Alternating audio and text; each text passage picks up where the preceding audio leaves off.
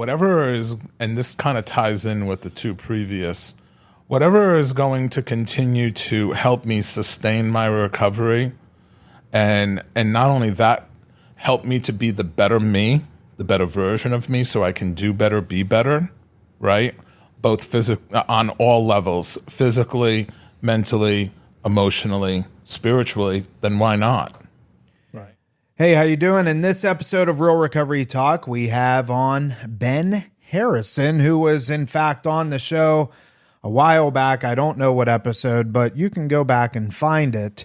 And we have Benjamin B, of course. We discuss therapy, why it's important outside of a 12-step program. A lot of times people think, oh, I'm just doing a 12-step program. I'm in Alcoholics Anonymous or Narcotics Anonymous. That's going to be good enough. We challenge that, and we encourage you to have a therapist that you can see on a regular basis. We also get into some discussion about medication, who it's right for, who it's not right for, when is it appropriate to take it, so on and so forth.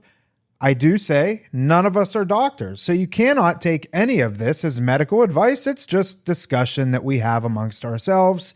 And if you have any questions, comments, or concerns about your specific situation, you can always reach out, and our contact info is in the episode. Enjoy the show. Here we are, Real Recovery Talk. I am your host, Tom Conrad. In today's episode, we've got Benjamin B. What's happening, everyone? And we have Benjamin H. Hey. Do you go by Ben or Benjamin? Ben. Yeah, no, I knew that. Do you like when people call you Benjamin or no? Depends who it is. Okay. Yeah, I don't mind it. It's really not my name, though. What is it's just Ben? No. I feel like we went through this before. Many years ago. I remember. It's, but I'm not going to say it live because I don't know who's watching, and then they're going to use that. Okay, well, you can tell me after.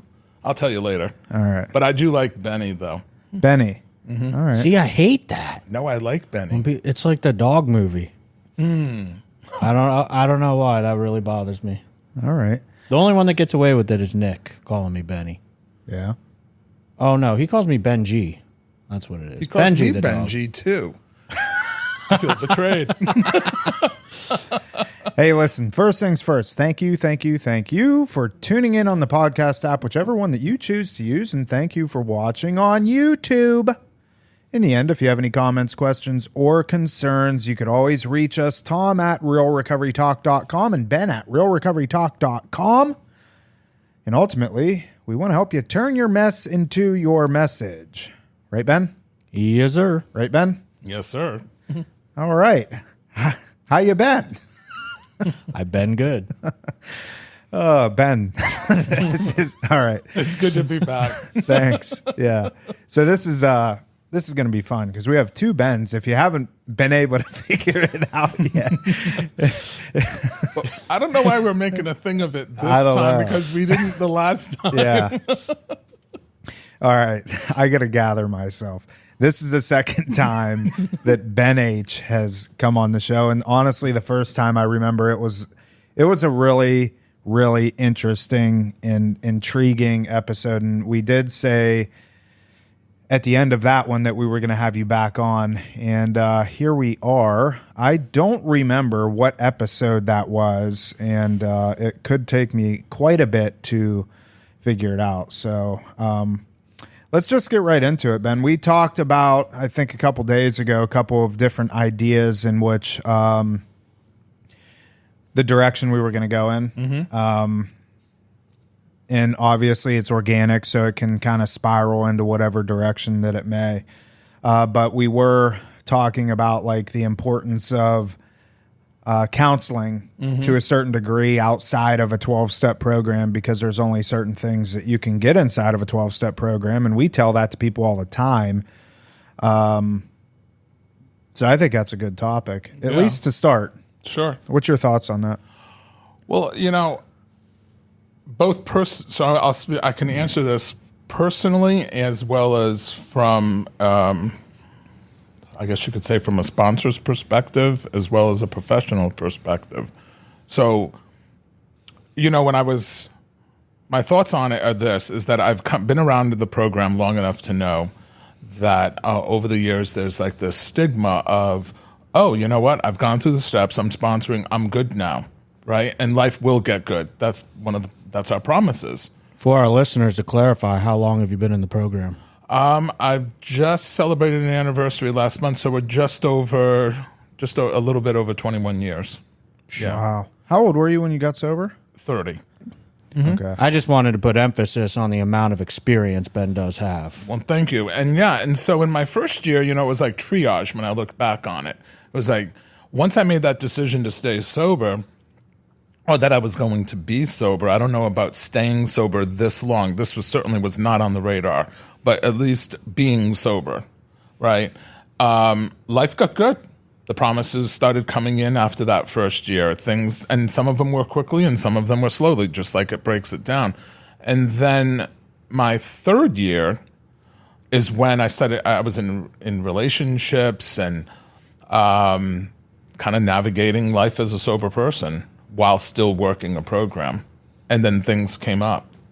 So I had to make a decision. Was I going to continue to ignore, suppress, try other methods like exercise or Reiki therapy or meditation? And not to say that those methods were not good, but they were only taking me so far, and I wanted to go further, right? So I had to admit that I needed help. That was going to be outside of a 12-step. And then I was in therapy that time, the very first time, for about 3.5 years. Fast forward, life got good, and then I experienced a loss. My grandmother had died. She had helped raise me. She was the world for me. And that was about my 10th year. So being in this field as well, and being well open and knowing the benefits of therapy and knowing that I needed to process. So I went back in for the grief, and then all was well. And I'm currently in therapy and have been now for probably about 2 months, because there are things that are coming up, which I feel very comfortable sharing, simply because the last time I was here, I talked about internalized homophobia. And to be quite honest, I'm doing inner child work. But this time, the inner child work is not so much pre-adolescent as much as we're looking now at this arc of time between my 11-year-old self up to when I came out at 19. So that whole arc, that whole adolescent era, is really where my addiction took off. That's where I started experimenting, getting into my addiction. That's where I suffered most of my trauma, a lot of the issues that birthed my defects of character from 6 and 7. And so that's where I'm at currently. So that's my personal spin on it. From a AA perspective, I think all of it is beneficial. The steps, the therapy, the whatever you need to do physically for your health, for nutrition, because my body's a temple, all of this stuff, spiritual explorations, all of that I think is good. So that's my opinion, both personally and as well as in AA. Now, from a professional perspective, whatever is, and this kind of ties in with the two previous, whatever is going to continue to help me sustain my recovery, and not only that, help me to be the better me, the better version of me, so I can do better, be better, right? Both on all levels, physically, mentally, emotionally, spiritually, then why not, right? Yeah. And I find that my interactions, either with clients or with members of the program, is usually, well, I'm not going to do that. I'm good.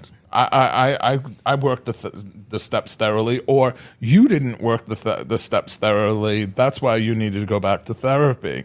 Or if it's clients, it's generally something along the lines of, well, this sucks, and I don't, life is, I've already spent all these years looking back there, being back there. Why do I want to go back there?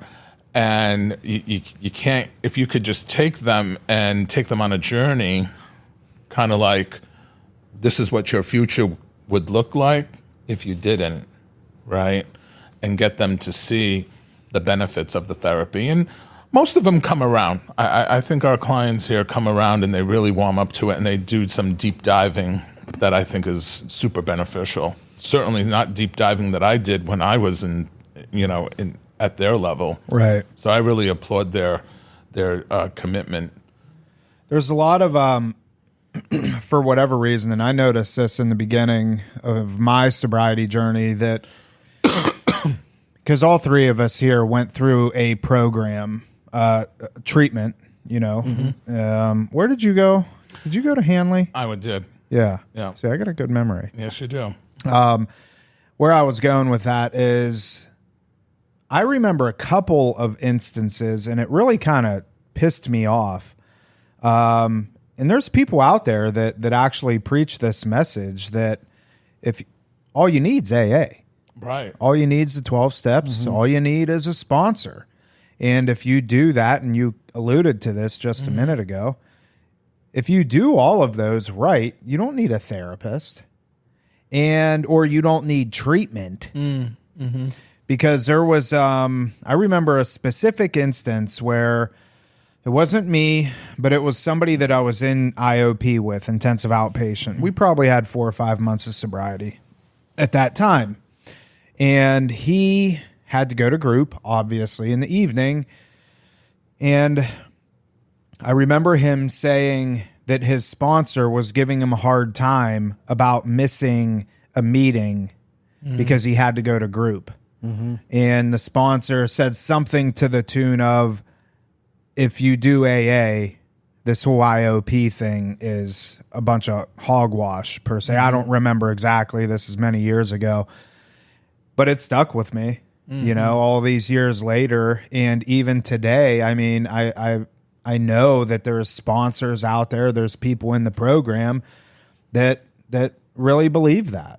And it's very disheartening because, like you said, why wouldn't you? And the vast majority of people, here's the reality of it. The vast majority of people, if you're in treatment, chances are you have resources to some capacity, whether it be health insurance, through an employer, through a parent's employer, through Medicare, Medicaid, whatever the case is, or there's self-pay, maybe your parents paid for you to be in treatment, whatever the case is, there's resources, there will probably be resources continued to be able to have an individual therapist.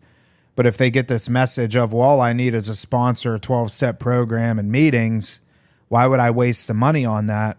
It really does them a disservice. I'll say this about that. So, that's your saying. I'll say this about that. So, the easiest way for me to myth bust that comes down to one factor. The treatment environment artificially creates a community where relationships can be built.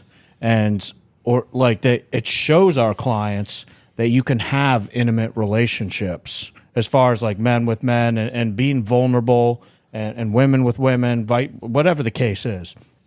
But so many times, if you tell somebody, just go to AA or a 12-step fellowship or whatever the case is, how often do people drop in there and they have no idea how to build these relationships? Treatment, on the other hand, because like if we ask our clients, I'll ask them, I'm really struggling building relationships in the 12-step program I'm going to. And I'm like, well, do you have a relationship with your roommate here? Or why do you share in group and not at the meeting? And it all correlates. This treatment setting generally gives people an introduction to the fact that this stuff is possible. They do have the ability to share. They do it in group here. What's the difference between group here and being at a meeting? It's just you're more comfortable because we've created that environment. So I look at it like baby steps. It's an introduction to the possibilities. Sure. You throw somebody right to the extreme end of that, like, hey, show up to a meeting and get 10 phone numbers, they're probably going to freak out. Where if you have them here and say, hey, man, you know how you built these relationships here? go to the meeting tonight and try and introduce yourself to one person and see if you can build a relationship and duplicate what you've done here there. You know, but there's a couple of things there's a few things, in fact, that I want to comment on. One of the things that I tell the clients, and this is what I also tell my sponsees, and this is just some things that I've learned along the way. If you don't work on your issues will work on you. Now, you can roll the dice with that theory and say, okay, if I hadn't have done anything in my third year, how long would I have made it? Because what was coming up for me, I could no longer ignore. And what I'm talking about is trauma, okay? I cannot go into an AA meeting and talk about the things that I was experiencing, the things that had been suppressed. So there's a lot of talk about how we as addicts and alcoholics suppress things. Well, we suppress emotions and we suppress the painful parts of our past. When the painful past starts knocking at the door, I better answer it. Because the reality is this: do I run the risk of picking up a drink or a drug, or better still, blowing my brains out, or just accept the help, the tug of let's go back to therapy? The other thing that I want to say is that I believe treatment is discovery. Recovery is where we go. AA, NA, the 12 steps. That's where the recovery. But we need to discover what it is. What are the root causes, right? What have I been drinking over? What have I been drugging over? What have I been avoiding, quote unquote, really, right? And it could very well be trauma, grief, and loss, to name a few, right? And for some of us, grief and trauma become intertwined, right? I'm taking a note. Go ahead. I don't want you to lose track. Go Okay. ahead. And so I think that, and I also tell our clients that you're gonna share differently in these groups than you are in AA. Yes. I'm certainly not gonna go into an AA meeting and talk about my abuse, right? Just wouldn't be appropriate for a lot of reasons. People could use that stuff against me. I could be, ostracized, whatever the situation. There's an array of reasons. And I think that when we can share in an intimate setting like like our clients do here, like I've done, like some of us, like we've all done, you get the support, you get the identification, that's for me one of the reasons why I love being in this field, is because I always tell them this is where the magic happens. It's not necessarily in your individual sessions.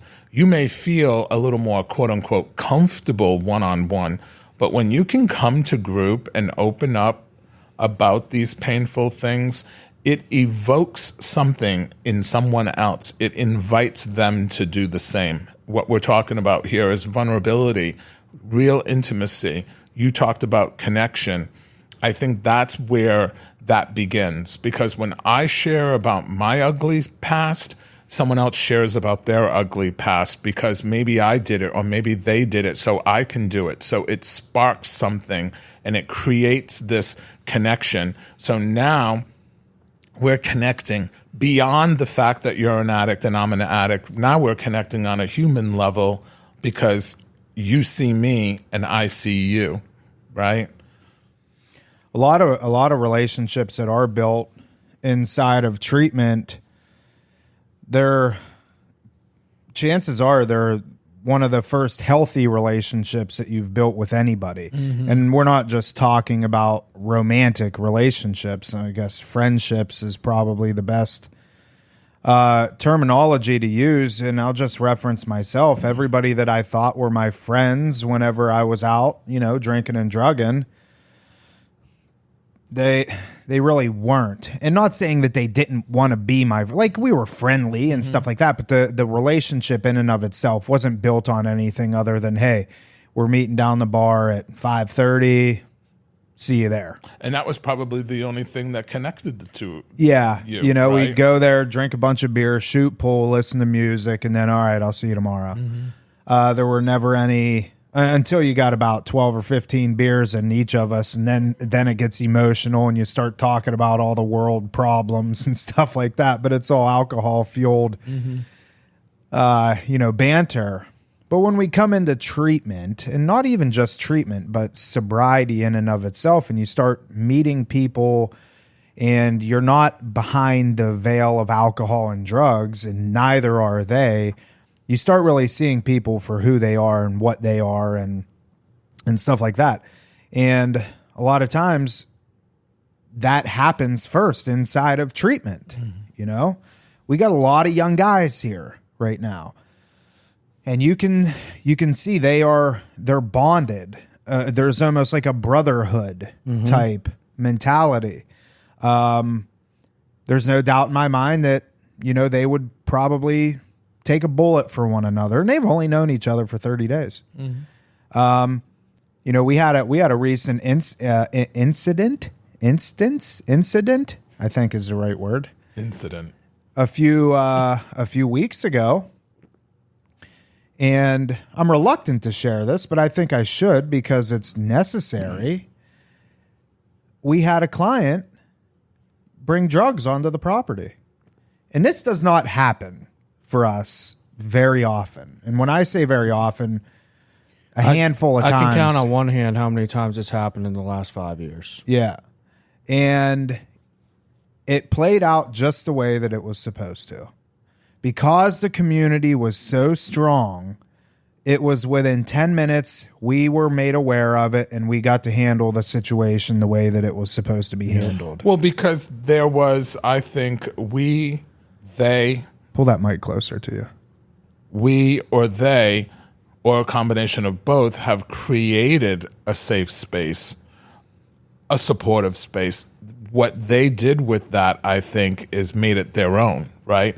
So in other words, we set it up, and they took to it and created their, as you said, their own brotherhood, their own sisterhood of a support system where they were like, oh no, absolutely not. We have unity here. Yeah. And that was phased right out. And I think that if the community wasn't as strong, it could have went a different way, and we all know that's a possibility. Fortunately, in this case, that wasn't the case. Yeah, and Ben and I talk to parents all the time, and whether it be through the podcast or just people whose their child is here, and I'm very vocal about the fact of like, look, we're willing to give anybody a shot for the most part, and this young man, he was very nice, he was very respectful, almost too much though. Yeah. And there was something about him, and there were some red flags that were being brought up. But where I'm going with this is 9 times out of 10, when somebody comes in that's on the fence or that could potentially be an issue, but you don't really know, 9 times out of 10, they fall in line because of the strength of the community, And what comes up for me with that is one of the things that we have learned along the way, which is it's attraction rather than promotion. Right. So if there's this camaraderie, this unison, this brotherhood, sisterhood, that's going to either be very appealing or that's going to be very daunting and someone's going to recoil. If they recoil, that doesn't necessarily mean they're going to fall off, but because they could go into seclusion or isolation.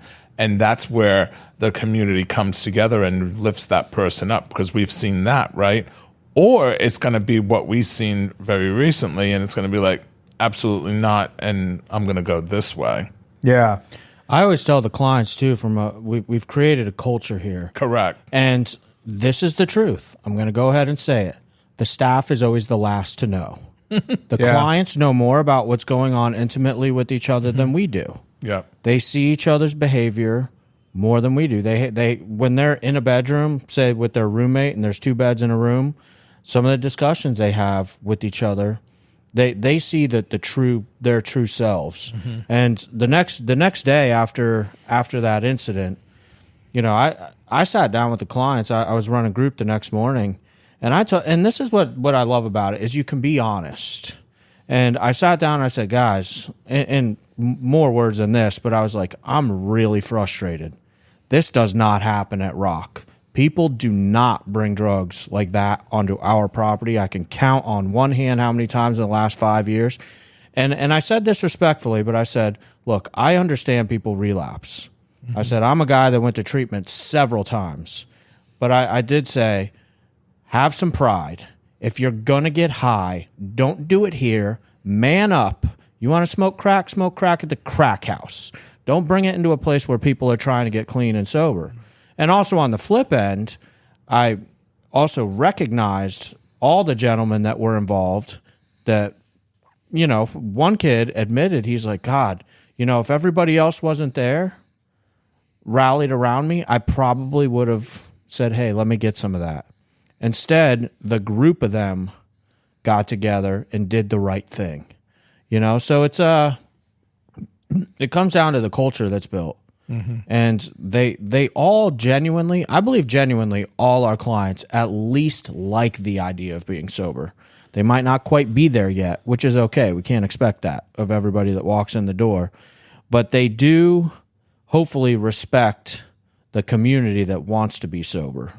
And, you know, if you're not here to grow and be part of, they see their way out. Like you were saying, 9 times out of 10, they fall in line. But we actually don't administratively discharge people too often. They administratively discharge themselves. In fact, the group does it for us. They don't put up with that behavior. If you're not gonna be authentic and be vulnerable in group, the group will eventually call you out and say, what are you doing here? We're all sharing our hearts out and telling you our intimate stuff. What's up with you, dude? And that's a beautiful thing to watch too, because that sparks growth. 100%. Well, that's why we tell people it's not like I don't run group like adventure group, but that's not like the same type of like what you do, Ben H, what you do.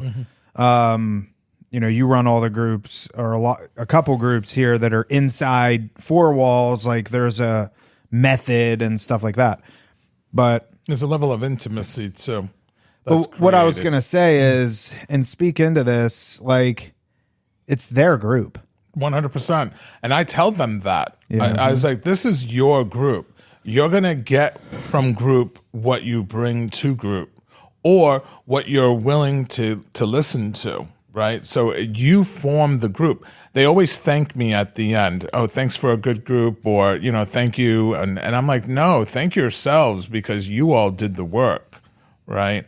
I'm just a channel. And then they always come back with something like, yeah, but Ben, you know, we wouldn't have done that if you weren't here. And I'm like, okay, I'll take some credit. But at the end of the day, end of the day, it's your group. You did that. You did the work, you know?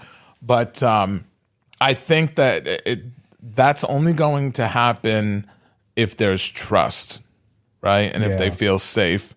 And I think, like, to your point about, if someone's not doing that in a group, the other clients are just gonna continue. We're gonna go over here and we're gonna do what we do. You can either come with us or you can stay behind. But how many times to Sunday can they keep encouraging? And sometimes you just have to step back. I want to. Were you gonna say? I was gonna say sometimes we have some really late bloomers. We had a young man. We had a young man on the podcast, Tristan. He was on it, so I can say his name. Mom, I guarantee who's listening. So well, I love Tristan. Tristan, you know, I know that I have a special relationship with that guy. My man was in overtime before he bought in. That's right. But the group, I didn't expect anything less when you consider someone who's 19, right? You couldn't have told me Jack about Jack when I was 19. I was the furthest away from any of, as I said, I didn't get sober till I was 30. And the rest of that story goes simply because my lawyer suggested, only because I violated my probation, right? Because I would have I was only doing this just to save face, not my ass, you know? So my hat's off to any young person who shows up here and takes to this thing. I want to go back to what you opened with, where our first few minutes you were talking about therapy. Yes. What I heard was continued growth. You know, getting sober is the hardest thing I ever did in my life. But I'm with you where I get sober today, and I don't want to make light of this. Today, staying sober is second nature for me. It's really not a challenge anymore. It's just part of who I am. However, that therapy, those how do I grow and continue to grow so that my life doesn't become, I don't know. That's for me. I don't become disgruntled, so to speak. Yeah. Well, none of us are immune, right? But I think it's, I love what, a lot of what the book has taught me has been ringing true. In the beginning, it was a foreign concept. But when you say that, what comes to my mind is contingent upon my spiritual growth, right? So what that looks like for me is developing the intuition, which for me is a gift. And that's simply because I have that connection with something bigger than me that I choose to call God. And then there's reliance, which I think I've come to see as a very integral part of this thing. So I could say I believe, right? And I could do my morning prayers, maybe even do some afternoon prayers, maybe even do some evening prayers. But am I really relying? And by that, I mean, am I allowing myself to listen? Am I allowing myself to then take what I'm listening and then apply it, right? And am I allowing the listening sometimes through you, right? As a sign, right? So am I paying attention? That's where the awareness, I think, comes in, which is also one of our principles for step 11, right? And so am I paying attention to these bells and whistles that my higher power, and sometimes for me, I'm a hard learner, so my higher power has to really knock me out, right? And by that, I mean, I have to hear it multiple times, see it multiple times. So am I looking? Am I seeking? And then I think with that, it comes with, well, did I get sober to be miserable? Right? Do I want to be, I was blessed to have this good life, right? I'm blessed. Everything that I have in my life right now, yes, I had to put some legs to it, but I've been blessed with a good life and I want to keep it. And part of that good life is being able to do what I love to do for a living. And I realize that a lot of people don't have that luxury. They're in jobs and careers that they hate. I don't hate my job. Don't get me wrong. I wake up some days and I'm tired and I'm just like, oh my God, I just want to stay in bed. And I may hit the snooze button once, twice. And I'm thinking, and then there's that thought, the this is my addict mentality comes in. Well, you could just lay here and just, call off. Oh yeah, but then you're going to have to lie and then you're going to have to make up a story, this and that. And then people are relying on you. And so then I'm like, all right, screw it. It's time to get up. We got to get the job done. And once I'm in that mode, I get excited. I get excited to come to work. I get excited to do this. People ask me, how can you do it? How do you handle being in this field? I've been in this field now pushing 19 years. So if I'm 21 years sober, then it's only 2 years shy of being in this field the entire time that I've been sober. When I think about that, that's like wild to me. I'm curious about something since you brought this up. I got a question for you, and this is more for me, to be honest with you. Yeah. For me, the days that I got to run group, facilitate group, where I'm like, oh man, I don't want to do this today. I'm not feeling spiritual. Nothing's coming to mind. Nothing's on my heart. Those tend to be the best groups that I facilitate, in my opinion. Yeah, but what do you do? It's to get into that mindset before you walk through the door to do group. Honestly, on those days, I don't even know other than put one foot in front of the other. So you make no connection with nothing. You don't do any centering, grounding, nothing. I mean, I tell myself I'm going to get the job done, like you said. So you go into it with a get her done mentality. In a way. Okay, does that work for you? It seems to. So for me, what I do is I know that there are a lot of opinions about how to connect and whatever. For me, I do some of my best connecting with my higher power in two places. One, the shower, and B, while I'm driving. Me too. Most of the time when I'm driving, there's no music on. That may sound kind of crazy to some people, but to me, I am focused on the road, but my mind is clear. And I get a lot of my insight and inspirations that way. The stuff with the shower is more like it's a cleansing thing, so it cleanses all of it, the mind, the body. And then some random thoughts come to my head about people. Like I'll think about the group, not the group that I'm going to do, but our group of individuals that we have here. And I'll think about the climate of the group. What are some things coming up in the group? And I'll just start, but this is like a random, this isn't even forced on my part. And then all of a suddenly, and I know it's my God now because it's my intuition. Well, maybe you should do a group on secrets. And I'm like, okay, where did that come from? And I'm like, okay, I'm just going to roll with it. And then I get here and then I present it. And this is what happened last week. Did this group on secrets. And let me tell you, that turned out to be probably one of the best groups I've done in a couple of months. Some of my clients would probably disagree and say that, oh, yeah, but this group was better. This group for me as a facilitator was, I mean, our clients were working. They went there. And all I had to do was just throw out a topic. But for me, I bring higher power into it because this for me is God's work. I don't take any credit for this. I know that I've been blessed to be able to do this, and I allow my higher power to use me as a vessel to do this work. And so and I tell them, and if they were here, they would tell you, I'm in the business of helping people save their life. Now, that may sound like some tall order for a lot of them, and I tell them that. I said, but I'm not the only one that's helping you save your life. You are too, and there are other staff members here too. I just have this little fraction, this little corner of your life that I'm helping you with. But when you tell me that you have hopes, dreams, goals, wives, husbands, children, and you want to get back to these things, I want to help you get back there so you can thrive, which brings it all the way back around to the topic that we're talking about.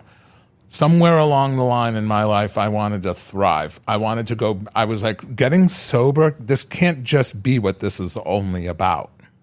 Just stop drinking, stop drugging, and that's it.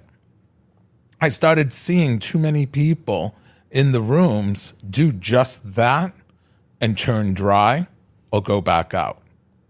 And I didn't want that for me. Once I started getting into this, I was like, okay, if I look at 6 and 7 and those are my defects of character or my flaws, whatever, or my liabilities, whatever you want to call them, these things were the root causes, right, for me. These were the behaviors that I was drinking over. These were the things that were hindering me from having relationships, not just romantic ones, intimate relationships with people, professionally, with family, with friends. More importantly, one with myself and my higher power. Because those, for me, are the two most important. The relationship I have with me and the relationship I have with my higher power. Because those two relationships set me up to have relationships with others. And so therapy is where it became possible. But I'm a firm advocate for the 12 steps. I needed the 12 steps to get me to a threshold where I could actually look and say, okay, there's more work. Had I not done treatment before, I wouldn't have made it into AA because that was an introduction. And then once I got to AA and did the work there, so it was just like one phase after another that just kept evolving. And then finally it was like, okay, we got some things that are coming up that the steps are only going to take me so far because here I am. And I'll tell you this, before I accepted the first time to go to, accepted the realization that I needed to do therapy, I was already involved in the steps a second time with a new sponsor when this stuff started coming up. The beauty in that was that I had something to compare it to. In other words, there was that first year through the steps. Here's my second year through the steps. And we're talking like fourth step stuff now, right? We're not necessarily talking, like I knew obviously that I'm an addict and an alcoholic. I had a relationship with higher power. So we're moving past 1, 2, and 3. Looking at my fourth step, the second time in comparison to the first time, there was probably not as much, right? Because a lot of it I had already written out and had already worked through, but there was some that were lingering, and then there was all this other new stuff. But then there was this. A lot of the behaviors were still the same. And I couldn't deny what I was looking at on paper because I was like, wow, that was 3 years ago, and here we are 3 years later. What's new? Nothing. Something clearly is amiss. Now, there's a school of thought out there, and I'm sure they're listening right now, and they're probably going to tell you, oh, well, I wasn't honest or thorough enough, or, oh, I wasn't doing regular 10 steps. I'm going to just say it. Bullshit, bullshit. Truth is, when it starts knocking on the door, metaphorically, meaning there was stuff coming up, and I was acting out in other behaviors that I couldn't deny. Something therapeutic had to happen. There needed to be a therapeutic intervention. And that's where it was. And that's where it began. And that's what I did. That's my biggest, well, that's one of my biggest, I guess, gripes with a lot of times sponsors is that they can't stay in their own lane. And it's like, I get it. Like I know people out there, Ben, both Bens, Ben and Ben, phenomenal sponsors for people. But I think you two, both of you have the wherewithal enough to know when something's out of your scope. Yep. And it's unfortunate that sometimes people can't, and it's a pride thing. It's an ego thing. Rather than saying, I don't know, and divert you to somebody else, maybe a therapist or whatever the case is, or a pastor or something. Can I comment on that real quick? Ahead. Because I think to that point, we also, and we've only been talking about therapy in terms of talk therapy, right? But it's no secret that there are men and women in the fellowship of either AA or NA or of the like that have dual diagnosis. Oh, yeah. And oftentimes these people are hearing some really damaging things like, oh, you don't need to take meds and blah, blah, blah. You're sober. Yeah. And do you know how much of a disservice that is to do to somebody? Hence why I thank you for saying that, by the way, about I know when things are out of my scope. I also know that because there are things within my scope, I can turn to someone, a sponsee, and say, are you taking your meds? Because I know the importance of you being duly diagnosed and having, sobriety and a mental health disorder. And more importantly, when was the last time you met with your psychiatrist so that you can check your meds? And oftentimes, 9 times out of 10, they were like, oh, you know what, it's been a minute. Or, you know what, I let my meds run out or whatever. And then I was like, listen, I don't want to be your dad and I don't want to be your therapist, but I do work in this field. So fortunately, I know what I'm looking at. And I think you need to make it an appointment for your well-being, because for those folks, and I want to take this minute to address this, because this is something I talk about in group. For me, and this is just, and there are many professionals that agree with me that for me, those individuals are kind of set apart. And by that, I mean, they're duly diagnosed. So their recovery is contingent on taking care of their mental health, because those two things become two halves of a whole for that person. Whereas for some of us, we don't have a mental health. And we're fortunate. But you know what?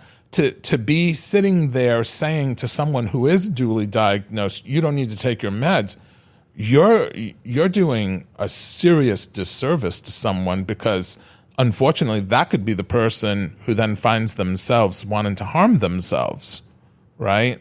And so I just think it's important to let those individuals know when I do group and we get onto that topic, like, you have a responsibility. When we talk about self-care, self-care isn't just staying sober, which I guess was what we're talking about here today, right? The importance of self-care, both for therapeutic issues as well as for mental health. Taking your meds, eating right, exercising, getting well rested, working a program of recovery is super paramount. Yeah. The anxiety, depression, Bipolar, Yeah. ADHD. I can honestly say I haven't yet met an addict or an alcoholic that's not dual diagnosed to some degree in terms. And now here's the thing: a formal diagnosis from a psych doctor, or a LMHC, or something along those lines. Yeah, I'm sure they're out there.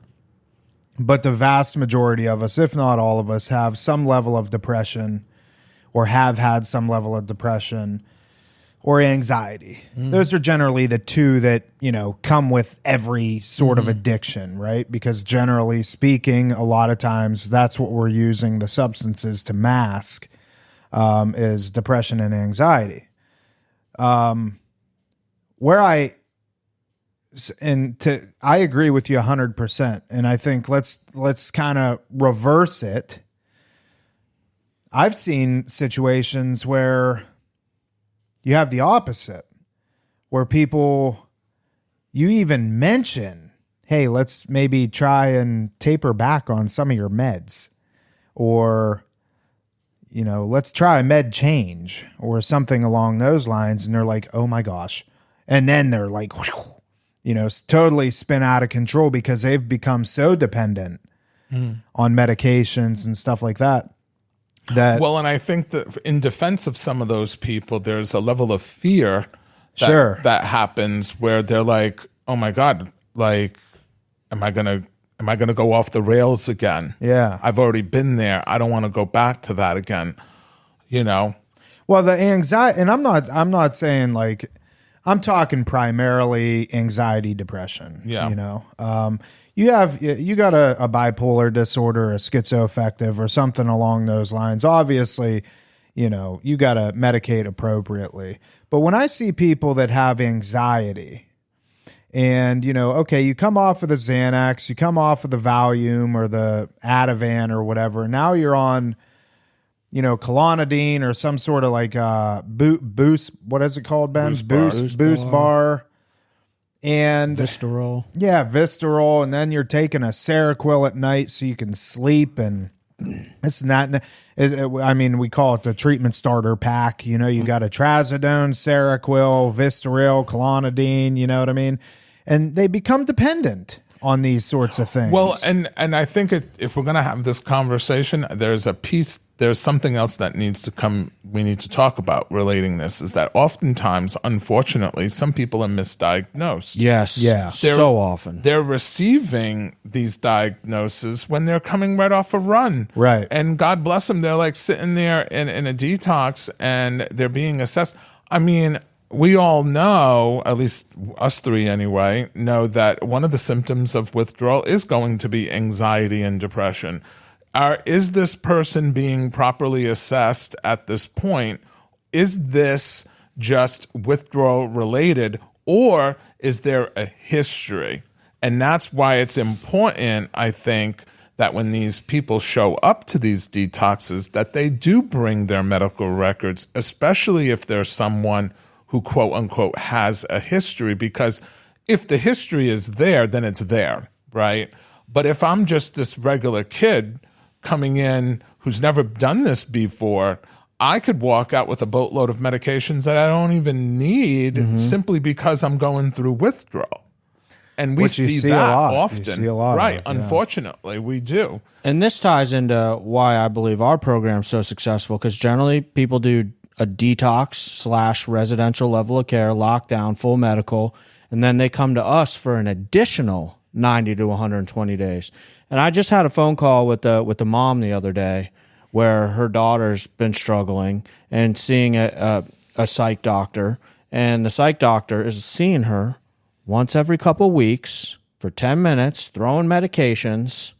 And the mom said to me, she asked me, she's like, is it possible for that psychiatrist to even know if she's prescribing the proper medication? Now, I'm not knocking the psychiatrist's credentials, but there is no way without having some sort of regular eyes on somebody that you can differentiate what if you're prescribing the right thing, if you're diagnosing them properly.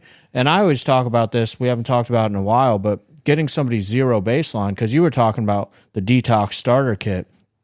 I just recently have a friend that I'm close with in AA who in detox was prescribed a very high dose of Seroquel, and then did not refill, thought they would go off cold turkey, shows up to the meeting literally shaking and sweating, and I'm like looking like they're going through withdrawal. And when this individual told me what their dose of Seroquel was, which was originally prescribed for her sleep, and Seroquel is an antipsychotic.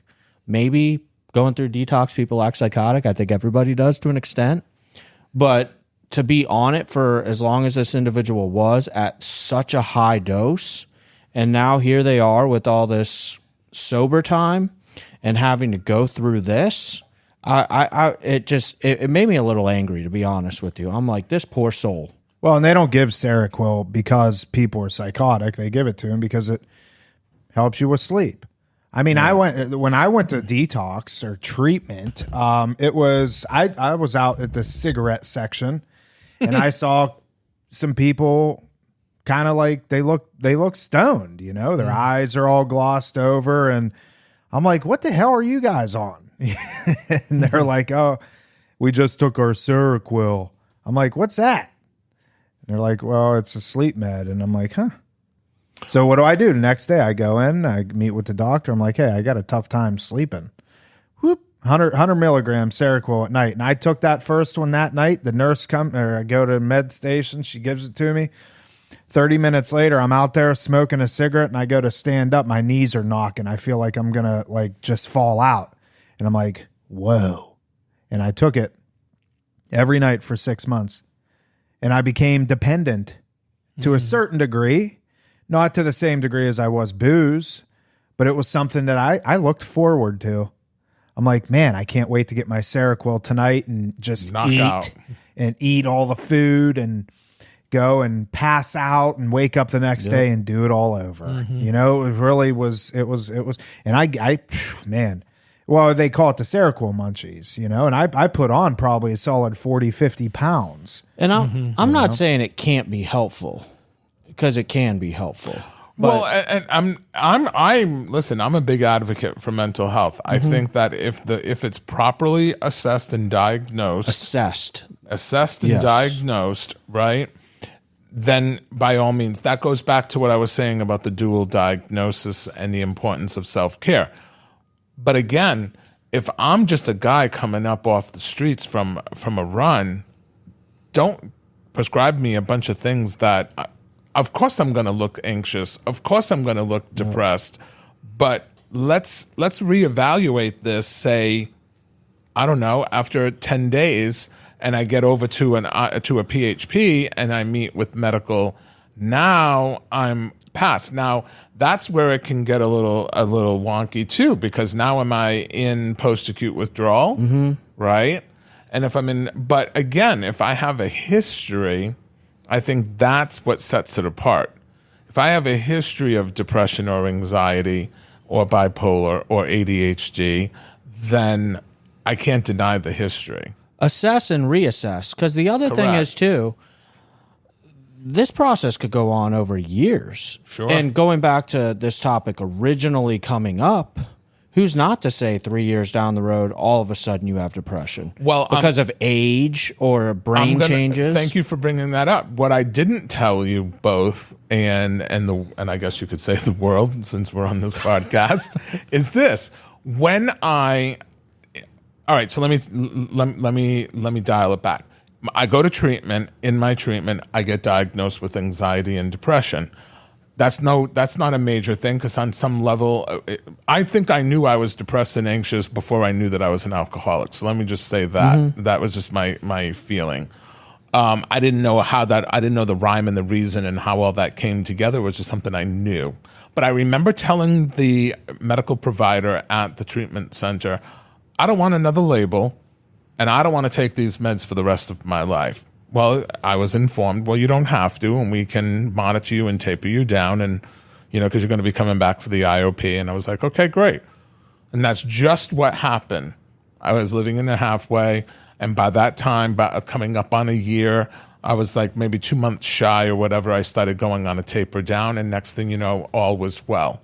Third year, as I said earlier, I go to therapy. While I'm in therapy for the next 3.5 years, it comes out that, guess what's returned? My depression. But at this point, 3 years is when I went in, so I stayed in therapy for another 3 years. So I was probably about 6 years sober at this point. So there was a legitimate diagnosis, because I had been off drugs and alcohol for a good 6 years. I hadn't been on any medications for depression at that point for a good amount of time. 4 years, five years, whatever it was. And there was the assessment at that point, and it was legit, and I could see it. And I stayed on those meds for an extended period of time. By the time I was, I don't want to say maybe 8 years, 7 years, I decided, okay, don't need this anymore, or whatever. And it's been great. And here I am. So you don't take them no more? Yeah. But I wanted to bring that up because, to your point, there was a legitimate diagnosis, but the mind and the body had been cleared of all mood and mind altering chemicals. What do you think? And we don't have much time left, but I want to ask you this. What do you think it was that you took them for? I'm assuming SSRIs. Yes, it was like a Lexapro, or no, it was like Celexa. Yeah, and I had been on Effexor in my first year, which I had a positive response with. But yeah. How did you know? Okay, I can probably come off of these. And let me just say this: I was also diagnosed at that point with depression, and ADHD. And being an adult at 30-something years old, being told you have ADHD, I had a stigma. Oh, that's some kid's thing. And that was explained to me. And this was just my own ignorance, and I think my own ego, which I want to get into. The ego and the pride that was hindering me, because when I was told that I needed to go back on meds real quick, I'll get to your I'm sorry. I was resistant to it. Well, what are my sponsees going to think? What is my sponsor going to think? What are my friends in AA going to think? That I'm supposed to have my shit together. I'm 8 years sober. What are you doing back on medication? You must be fucked up. Yeah. Well, that is having your shit together. Right. But the ego and the pride were telling me something vastly different at that point, right? So thank God I was able to humble myself and talk to people, good supports, and who were understanding and supported me. And you were, I'm sorry. Yeah, no, my question was, how did you know? And I think I heard you correctly. You don't take them anymore? Or I you don't. And so, I haven't in several years now. When did you know, like, now's the time I can come off of these, and how'd you do it? Well, I did it with the counsel of my therapist at that point, right? I started discussing it. I did it with the counsel of the psychiatrist who was prescribing them to me. And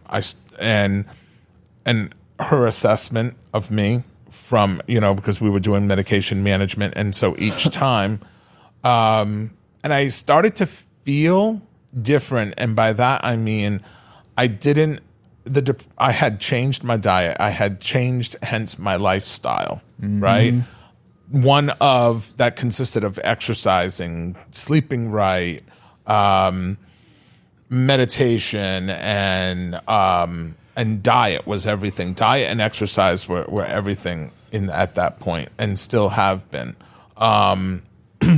and yeah, and I just was able. It was a responsible gamble. By that I mean I was discussing it with the therapist and the psychiatrist, and when we tapered down, it was like, okay, let's see how we do. It's kind of like taking the kid off the water wings and just kind of seeing if they can swim. You know what I mean? You're both fathers, you know what I mean? And it worked. I was like, okay, I think I had enough.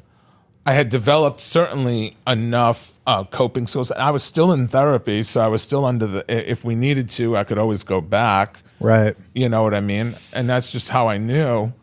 And it's been good. Medications can help us get through phases, is what I'm hearing too. Yeah. So, like we were talking about the detox starter kit. Yeah. Maybe because of substances, you're depressed and you need some Wellbutrin in detox, and then you get through that phase where those are out of your system. You're done with pause. I do think it's substances because we got the biochemistry of the brain, right? And so we know that drugs and alcohol are going to affect our brain chemistry, right? Our natural brain chemistry. Stimulants will deplete the serotonin, which is the natural feel-good chemical in the brain. So, like me, I was a stimulant user, any stimulant, crack, jump meth, starter. Right, all of that stuff, coke, all of those things. And I would use that in copious amounts. So the brain becomes accustomed to operating like that.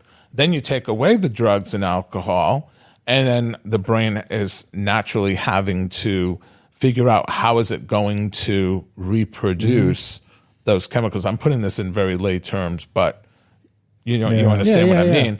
And that's where the medication for the mental health comes into play, because it helps to enable the brain to start to naturally produce this stuff again on its own. But you can't go, for me, like 17 years of usage of drugs and alcohol to all of a suddenly expecting the brain to like start to function. It takes, to your earlier point, years to how to recalibrate. So, like what I was getting at too is, used it to jumpstart your brain of producing its own serotonin, dopamine in detox. Maybe you're clean for a little bit, and then later, because you touched on getting back on medications, but if I heard you correctly, while you were doing that, you were starting to eat better, exercise, all these things. So you also used it again to get through another phase while you made changes in your life and then came back off. Correct. So it's almost like in some medications, and this is appropriate in my mind, like maybe they're only needed for certain periods while you make adjustments through your life to get you through certain phases. Yeah. And then there's people that just need to be on them indefinitely. Yep. Now, we're talking about depression, right? But on the other side, I was also, as I told you, with the ADHD diagnosis. Now, what was pointed out to me and what I was recognizing within myself was I was smoking cigarettes. Nicotine is a stimulant. I was drinking a shit ton of coffee, right? And these were all stimulants. And it was pointed out to me that this was how I was managing my ADHD.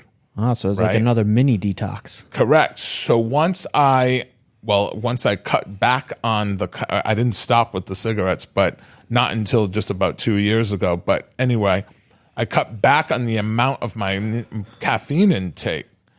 And I started to know better, do better, live differently, meaning, okay, practicing the coping skills. So it wasn't I want to also, I think it's important, if there's anyone listening to this who has these diagnoses, please, please, please don't take what you're listening here today as something that's going to work for you. It's not cookie cutter.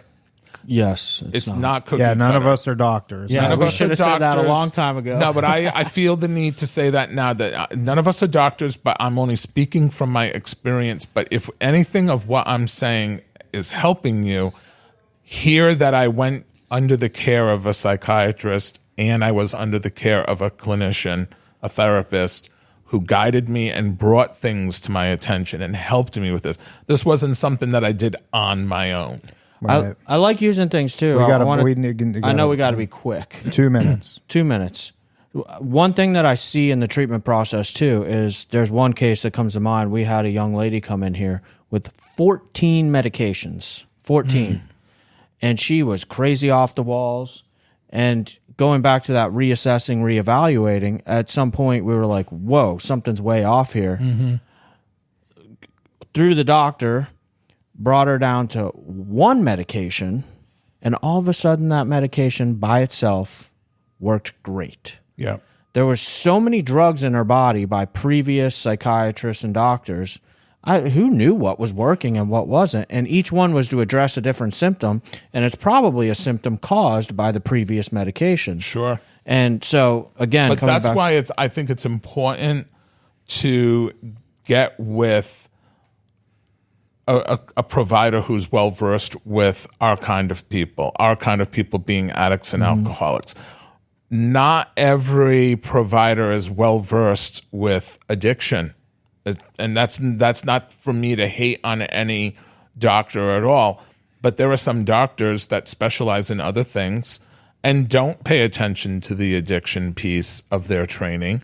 And then there are doctors who are well versed, who know, hey, you can take this medication, you can't take this medication, meaning a narcotic versus a non-narcotic. Otherwise, they're just going to write scripts. Like our MD, I'll just throw it out there here at Rock, Dr. T, she's an addictionologist. Correct. So she is very well versed. She's had a ton of training on addiction, and she's a medical doctor. And I think that that's what makes the difference. But if you just go to a provider who's not well versed, you're going to have to be your own advocate. You're going to have to tell them, I am an addict, I'm an alcoholic, I cannot have mood and mind-altering substances. Otherwise, they're just going to get prescription happy and give you whatever you need. Then again, that may be what you may want. But if you're a legit person who is being responsible with his or her recovery, then you're going to need to be your own advocate. I say this next part only half joking. I can't tell you how many times I've walked into a doctor and been like, I'm an addict, and they're like, oh, you need some Xanax then. Right. Like, they don't even They don't connect put the dots. two together. They don't get it. Yeah. Yeah. Well, that was fun, boys. Well, thank you, sir, for having me. I feel like I didn't have to do a lot of talking. That was good. Yeah, thank you for having me. No, that Ben was squared. good. Yes, Ben squared. Ben That's it. squared. Yeah, I remember referencing that last time. Ben B, any final thoughts? No, sir. Ben H, any final thoughts? No, I think I covered those last few points. That I just want to reiterate again, none of us are doctors. I was speaking from my own experience. And if anything that I said you can relate to, then take away the fact that I was under the care of a personal therapist as well as a psychiatrist, both who were well versed with addiction, who were able to assess me properly and guide me, right? Yeah. And I think that that's like super important. Cool. All right. Well, that is it for this episode of Real Recovery Talk. Thank you for tuning in.